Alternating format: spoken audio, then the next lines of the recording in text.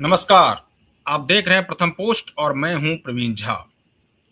बात बंगाल की ही करेंगे, लेकिन बंगाल से ही सिर्फ आज बातचीत बंगाल की ही नहीं होगी। बात बंगाल से बांग्लादेश तक की होगी। मैं ऐसा इसलिए कह रहा हूं क्योंकि कल एक वीडियो बांग्लादेश की संसद में जिस प्रकार से वहां के सांसद अख्तर हुसैन ने जो कहा, उसके बाद जो है वो खास करके जो भारतीय जनता पार्टी के सांसद हैं निशिकांत दुबे, उन्होंने उस वीडियो को अपने एक्स पर पोस्ट कर दिया और उसी से ये अंदाजा लगाया जा सकता है, उस वीडियो को हम आपको दिखाएंगे भी, सुनाएंगे भी कि आखिर अख्तर हुसैन ने क्या कहा है।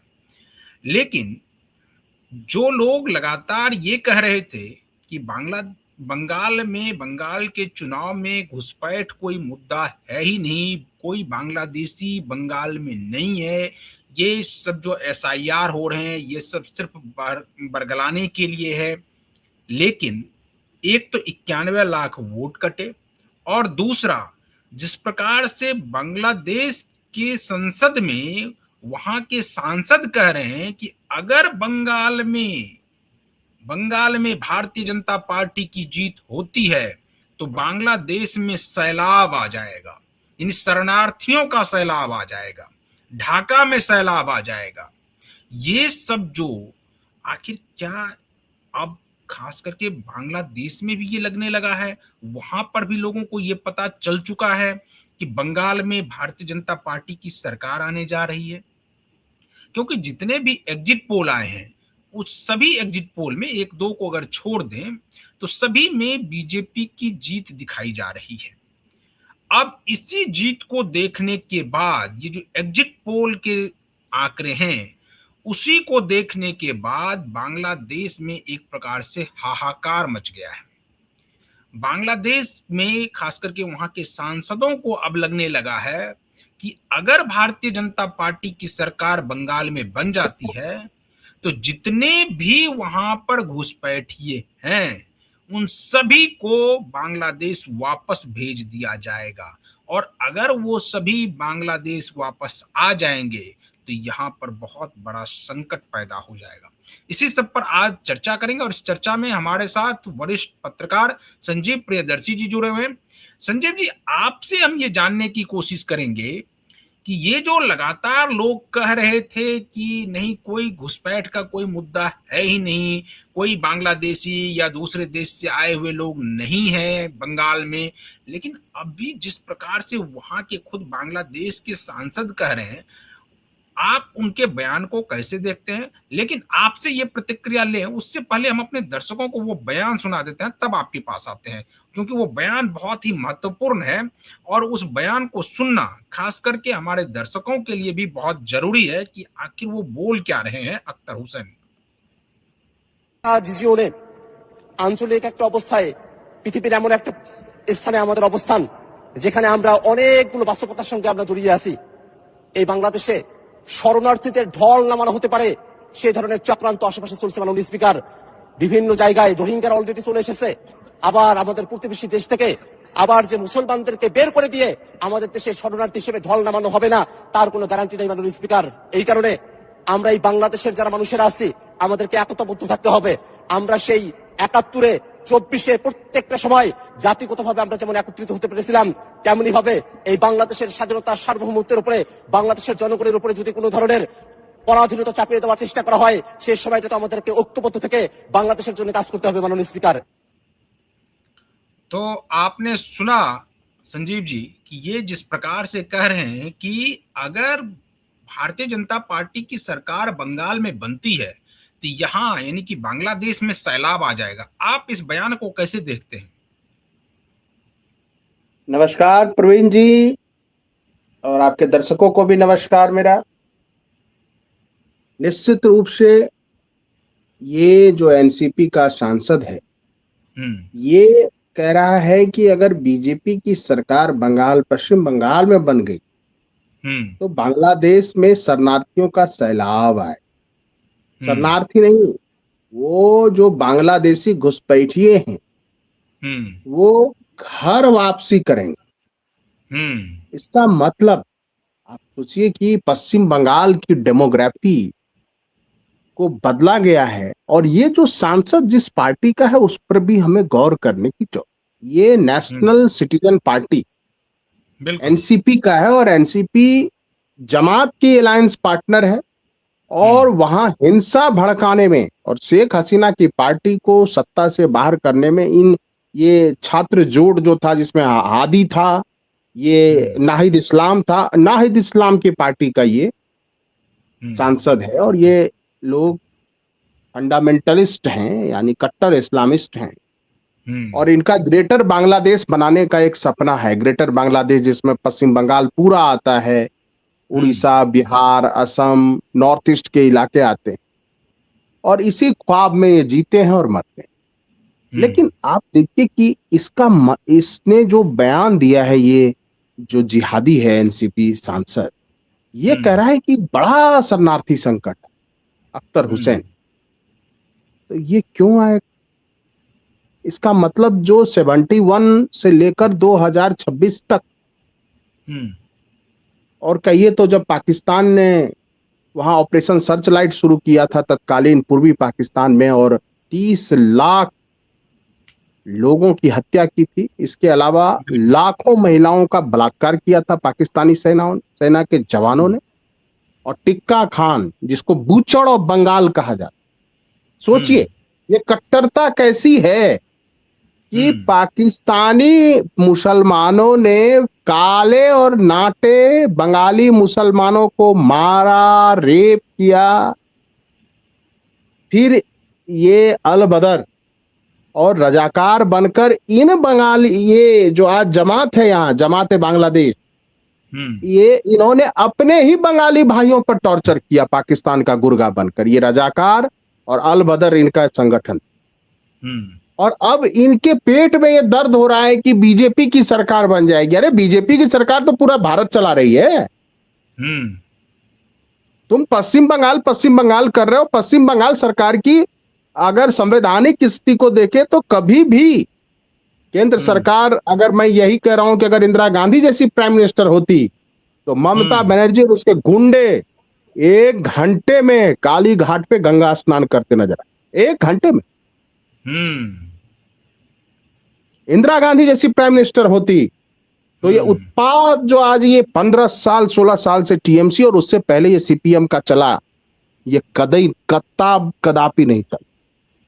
वो इस बात में इंदिरा गांधी को तो क्रेडिट देना होगा कि वो सच में जो फैसला लेती थी उसके पीछे अडिग रहा। अब आलोचनाएं सबकी होती, लेकिन ये देखिए कि ये सब भारत की जनता देखे इस बात को कि बंगाल में बीजेपी जीतेगी, उसकी चर्चा बांग्लादेश में संसद में जो जातीय सदन है उनका, उसमें डर के मारे ये चर्चा हो रही कि बीजेपी जीतेगी। तो किस मुंह से तारिक रहमान की सरकार भारत से दोस्ती का हाथ बढ़ा रही है? एक तरफ उसका सांसद संजीव जी, वहां पर तो ठीक है, उधर जो है बांग्लादेश में वो तो उनकी मजबूरी समझी जा सकती है, लेकिन जो हमारे देश के, यानी हम लोगों के देश के जो खास करके छाती पीटने वाला जो गैंग के कुछ लोग हैं, जो छाती पीटते रहते हैं कि कहाँ हुआ, एसआईआर होने की वजह से क्या हो गया, एसआईआर से कहाँ कोई घुसपैठिए बाहर हो गए, कहाँ कुछ हो रहा है, ये तो जबरदस्ती का एक प्रकार से किया गया ताकि किसी प्रकार से बीजेपी को फायदा पहुंचाया जा सके। ये सब जो छाती पीटने वाला गैंग यहाँ एक्टिव है, उसको क्या ये वीडियो नहीं दिख रहा है क्या? क्यों? उसको तो दुनिया में, सीरिया में इतना कुछ हुआ, मुसलमान आपस में लड़े, पाकिस्तान में मुसलमान आपस में लड़ रहे हैं, वहां ना आरएसएस है ना बीजेपी है, इराक में लड़ रहे हैं, ईरान में लड़ रहे हैं, कहाँ नहीं। एक बेचारा सऊदी अरब, कतर और यूएई वगैरह बच गया, वहां अब ईरान हमला कर करके आग लगा। तो हर जगह तो लड़ ही रहे हैं, और उसके पीछे एक आइडियोलॉजिकल सुपरमेसी का कॉन्सेप्ट है। अभी लंदन में आज हुआ है कि यहूदियों पर चाकू लेके हमला कर दिया है कट्टर मौलाना ने, और फिर लंदन पुलिस ने उसको काबू किया है जैसे तैसे। वो वीडियो भी मैंने आपको भेजी है, वो देखिएगा वीडियो। वो आप लोग कॉपीराइट उसमें हिंसा की वजह से हम लोग चला नहीं सकते यूट्यूब पर इस तरह का वीडियो, लेकिन वो वीडियो देखने के बाद देखिए कि चाहे लंदन हो, चाहे लाहौर हो, हम्म। चाहे मुंबई हो, चाहे हम्म। आपका न्यूयॉर्क हो, जहां भी इस तरह की गतिविधि होती है उसमें चेहरे अलग अलग होते हैं, सोच एक ही।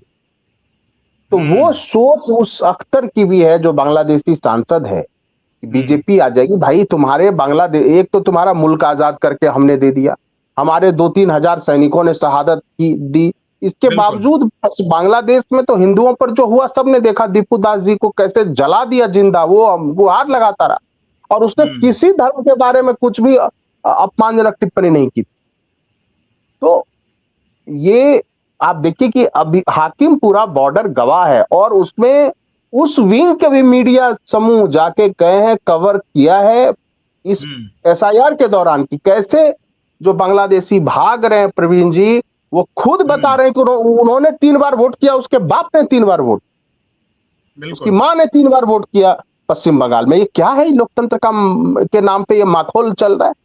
जब दुनिया हम्म। अमेरिका ऐसा देश जो लोकतंत्र का चैंपियन बनता था, उसने हम्म। सारे अवैध नागरिकों को भगाया अपने यहां से, तो एक एक हम्म। को भगाया जा, चाहे एसआईआर हम्म। करके भगाइए, चाहे मैन हंट करके भगाइए, आप सर्च कीजिए हम्म। और भगाइए।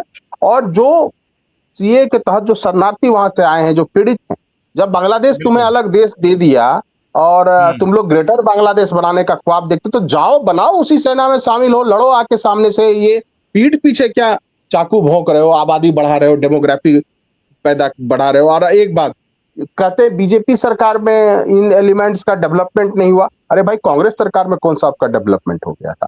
मैं तो वो देख हम्म। के दंग रह गया प्रवीण जी की पाकिस्तान के जो पूरी कंप्लीट इस्लामिक डोमिनेंस है, 95% मुस्लिम आबादी है, हम्म। इस्लामिक रिपब्लिक ऑफ पाकिस्तान है, वहां हम्म। का साक्षरता दर वहां के मुसलमानों का भारत के मुसलमानों से कम है। आश्चर्य करेंगे आप। बिल्कुल। तो आपको एजुकेशन से लेना देना नहीं, सोशल अपलिफ्टमेंट से कोई लेना देना नहीं, आपको तो 3 तलाक, हलाला और 75 तरह के चीजों में है। तो अब देखिए नेशनल सिक्योरिटी का मामला है, पश्चिम हम्म। बंगाल नेशनल सिक्योरिटी का मामला है। और देखिए इसलिए 2,70,000 पैरामिलिट्री फोर्सेस को डिप्लॉयड करने के बाद भी इलेक्शन पूरी तरह से शांतिपूर्ण नहीं हुआ, क्योंकि कल जो है कई बूथों पर रिपोल हो रहा है, शायद हम्म। 15 बूथों पर रिपोल हो रहा है। तो ये जो मरसिया गाते हैं कि सब हम्म। कुछ भालो आछे, सब कुछ भालो ना आछे, सब हम्म। भालो नहीं है, अच्छा भाला तैयार है। संजीव जी, ये जो निशिकांत दुबे ने ना सिर्फ उस वीडियो को पोस्ट किया, बल्कि उसके आखिरी लाइन में कुछ लिखा भी है। पहले मैं पूरी लाइन पढ़कर सुना देता हूं अपने दर्शकों को कि निशिकांत दुबे ने क्या कहा है। क्या लिखा है? लिखा है उन्होंने कि बांग्लादेश के सांसद अख्तर हुसैन ने बांग्लादेश के संसद में कहा कि भाजपा की पश्चिम बंगाल की जीत घुसपैठ को रोकेगी और बांग्लादेशी मुसलमानों को भगाएगी। यह खतरनाक है। तृणमूल कांग्रेस के मददगार धीरे धीरे सामने आ रहे हैं। आखिरी लाइन जो है वो है कि ममता बनर्जी पर कैसे जो है निशिकांत दुबे ने एक प्रकार से अटैक भी किया है, और ये भी कहा है कि आखिर क्यों ममता बनर्जी जो है वो एसआईआर का लगातार विरोध कर रही थी, क्यों वो कह रही थी कि ये एसआईआर सही नहीं हो रहा है। वो इसीलिए कह रही थी क्योंकि उनके ये सब जो मददगार हैं ये धीरे धीरे अब भारत से बाहर जाएंगे अगर भारतीय जनता पार्टी की सरकार बनती है। तो आपको लगता है कि अगर भारतीय जनता पार्टी की सरकार बन गई और जितने भी एग्जिट पोल आए हैं उसमें तो लगभग लगभग तय माना जा रहा है कि भारतीय जनता पार्टी की सरकार बंगाल में बनने जा रही है, तो उसके बाद ये कार्रवाई होगी और जितने भी घुसपैठिए हैं उनको खदेड़ करके बाहर कर दिया जाएगा। देखिए सरकार आए चाहे नहीं आए, पश्चिम बंगाल की सरकार से नागरिकता का कोई लेना देना नहीं, सिटीजनशिप यूनियन लिस्ट का हिस्सा है। नागरिकता देना, इंटरनेशनल सिक्योरिटी और का मामला भारत सरकार के पास है। दूसरी बात, राष्ट्रीय सुरक्षा में अगर ममता बनर्जी या कोई और खड़ा होता है उसके विरोध में, सैक कीजिए गवर्नमेंट को 6 महीने के लिए, भगाइए इन सबको चुन चुन कर, और उनके जितने टीएमसी गुंडे उनको कानून के सामने पेश कीजिए, उनको सजा दीजिए और फिर से इलेक्शन करवाइए। वो भी अधिकार केंद्र सरकार के पास है। केंद्र सरकार वो हनुमान है जो अपनी ताकत ना भूले, अपनी ताकत ना भूले, जो संविधान ने दिया है। एक फेडरलिज्म तो है, लेकिन एकात्मता भी है संविधान में। जब कोई नेशनल सिक्योरिटी नहीं का तो मामला संजीव जी, आता है तो आपको नहीं लगता है कि इतने पर ही तो छाती पीटने वाला गैंग एक्टिव हो जाता है? और अगर उस स्थिति पर आ जाए, जिस स्थिति की बात आप कर रहे हैं, अगर उस स्थिति पर आ जाए, तब तो मोदी को डिक्टेटर के रूप में घोषित कर देगा। क्यों? ट्रंप डिक्टेटर नहीं है। ट्रंप डिक्टेटर नहीं है। उस परिभाषा में तो ट्रंप भी डिक्टेटर है। तो ट्रंप का क्या बिगाड़ पा रहे हैं ये लोग? तो ये एक लॉबी है जो बोलते रहती है। वैसे Trump is not a good man, वो नोबल मैन नहीं है।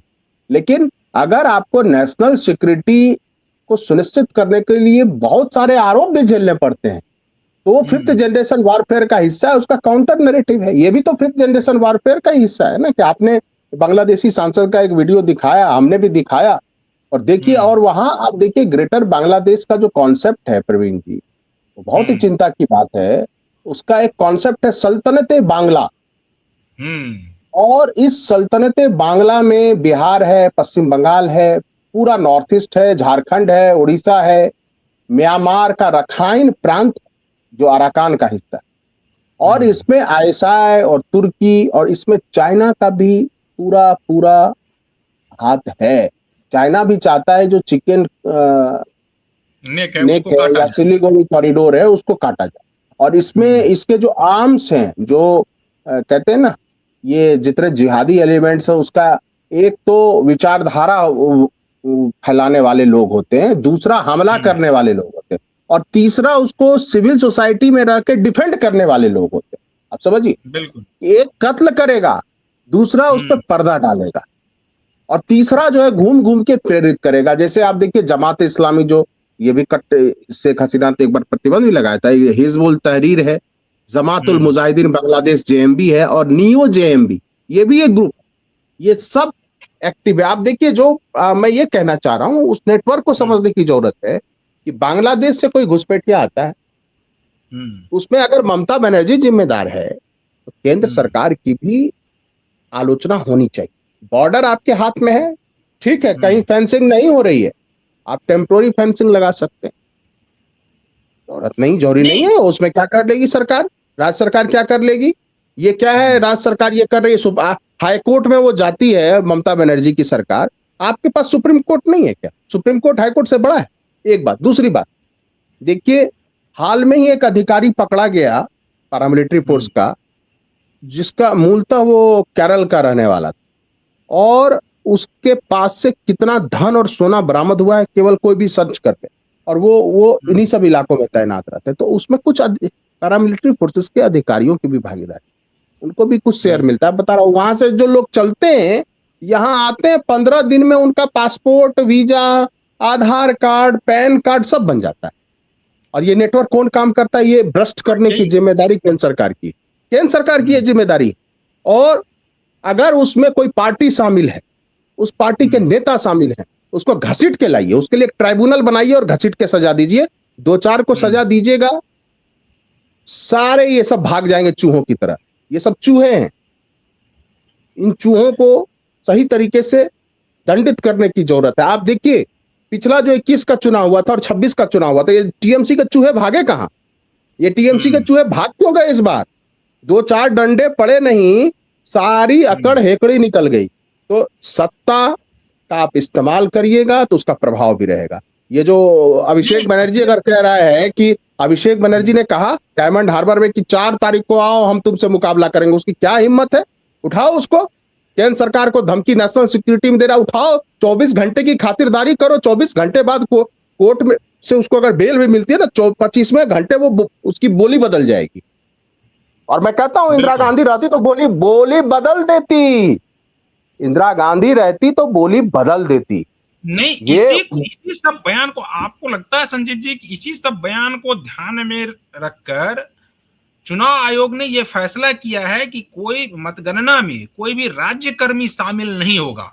और इसको लेकर ममता बनर्जी फिर से हाईकोर्ट पहुंची थी, लेकिन उसको फिर से उसको ठंडे बस्ते में डाल दिया, उस पर कोई अभी तक कुछ नहीं कहा गया है। क्या लगता है कि ये सब चुनाव आयोग के संज्ञान में ये सब सभी बयान हैं? देखिए, चुनाव आयोग चुनाव कराती है, उसके लिए जो उसके पास वो है वो करेगी, लेकिन लॉ एंड ऑर्डर संभालना एडमिनिस्ट्रेशन का पार्ट है। अगर simple law and order issue है तो वो स्टेट संभालेगी, नेशनल सिक्योरिटी का मामला है सेंट्रल गवर्नमेंट संभालेगी। इतनी जो लाखों आर्मी भारत के लोग जो संभाल रहे हैं, भारत के लोग ही उसका खर्च देते हैं। बिल्कुल। जो $80 बिलियन का जो बजट है वो डमरू डुलाने के लिए नहीं है, वो केवल डमरू हिलाने के लिए नहीं है, वो त्रिशूल चलाने के लिए है। अगर कोई आदमी सीधे केंद्र सरकार को चुनौती देता है और वो इस लहजे में चुनौती देता है जैसा अभिषेक बनर्जी दे रहा है, पनिश हिम। 3 दिन का आप उस पर एनएसए लगाओ, खींच के लाओ, बहुत सारे प्रोविजन है केंद्र सरकार के पास। और अगर इंदिरा, मैं फिर कह रहा हूं इस बात को, बार बार आज कह रहा हूं, मुझे इंदिरा जी की याद आती है। ऐसे भी संजीव जी उनके ऊपर कार्रवाई लगभग तय मानी जा रही है, क्योंकि ईडी पता नहीं और भी जितने उनके ऊपर घोटाले हैं अलग अलग है, ईडी सीबीआई 75 तरीके का उनके ऊपर पहले से ही चल रहा है। वो केस में फंसे हुए हैं, वो कब जेल चले जाएंगे या जेल जाने से पहले ही वो कहीं और चले जाएंगे, ये सब कुछ हो रहा है।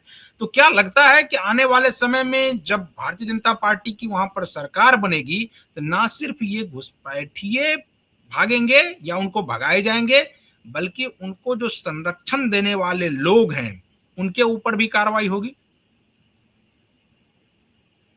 बिल्कुल, देखिए क्या होगी क्या नहीं होगी वो 4 तारीख के बाद पता चलेगा, लेकिन वहां योगी और हिमंता मॉडल की जरूरत है। वहां के सभ्य लोग, मैं ये नहीं कह रहा हूं सभ्य बंगाली हिंदू या सभ्य बंगाली मुस्लिम, जो भी सभ्य हैं, वो हिंदू भी है, मुस्लिम भी है, क्रिश्चियन भी है, सिख भी है, जैन भी है, बौद्ध भी है, सब धर्म के लोग जो सभ्य हैं वो स्वस्थ लोकतंत्र में विश्वास करते, और जो एंटी सोशल एलिमेंट है उसको पनिश करने। फिर उस टीएमसी के गूंस जो हैं केवल एक धर्म के नहीं है। साउथ बंगाल में वो कौन है? वो हिंदू ही है। टीएमसी के 80% गूंस जो साउथ बंगाल में हैं वो कौन है? चलिए मुर्शिदाबाद, मालदा, नादिया, दिनाजपुर में होंगे एक खास संप्रदाय के लोग, लेकिन इधर कौन है भाई?